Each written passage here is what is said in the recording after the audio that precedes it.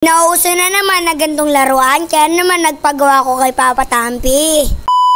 Ngayong araw nga pala, habang nagro-roblox kami ni Tampo, ay merong ako narinig na putok sa likod namin. Kaya naman pinasilip ko ito kay Papa Tampi. Wala ang nausong laruan tuwing New Year. Tampi, Papa Tampi. Oh, bakit? Gumagawa ka ba ng boga? Oo, dati. Gawa mo ko yung maliit lang. Maliit lang. Oo. Sige. Napakadali palang kausap ni Papa Tampi, kaya naman agad-agad kaming pumunta sa mini Divisoria. Siyempre, for today's video, ako ang magdadrive ng e-bike. Yan kasi yung purpose si Papa Tampi kung bakit gusto niya kagad ako matuto mag-e-bike. Magagamit ko daw ito sa aking future. Dito nga pala ay nakaboxer lang si Papa Tampi, nakalimutan niya daw mag-short. After that nga pala, dumaan kami saglit sa 7-Eleven para silipin ang Saudi Papa Tampi. Subalit ang ATM machine nila ay sira pa. After that nga pala ay pumunta kami saglit sa Pure Mart para bumili ng Yakult. Ito nga pala ang gagamitin namin para gumawa ng laruan. Papa Tampi, paano yan? May laman pa, hindi natin yung magagawang boga. Ito? Inumin natin to, ubusin natin to. Sige. Sige, isa tayo. Diba? Diba si Tampo mahilig dito, nakakaubos to eh.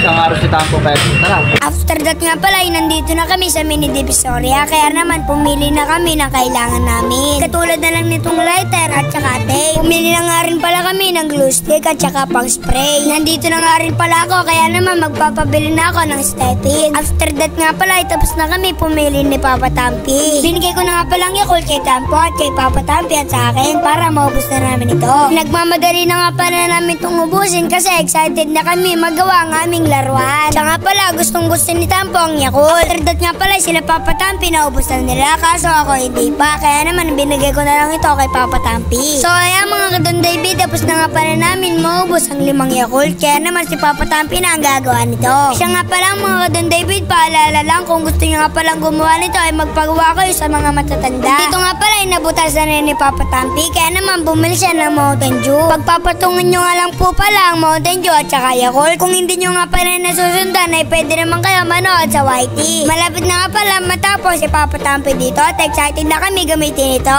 Kinuha na nga pala ni Papa Tampi ang lighter at tatanggalin mo nga lang pala ito sa takipan niya. Bale, ito nga lang pala ang kukuhain mo at ilalagay sa takip ng Mountain Dew. Lalagyan mo nga lang pala siya ng glue stick. Ayun, tapos na.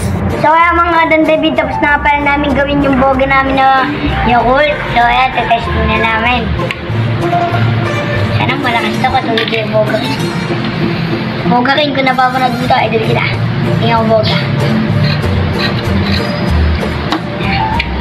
Tatlong spray lang daw ang liquid.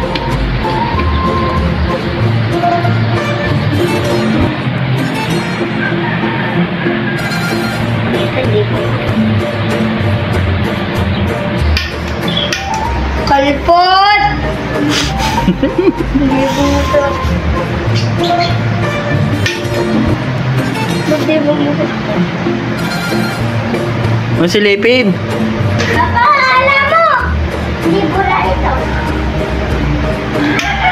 Hindi mo dapat.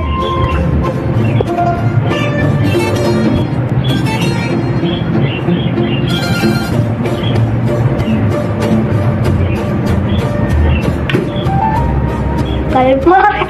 May tunog. May tunog ah. Oh, may tunog ka sa... Ay,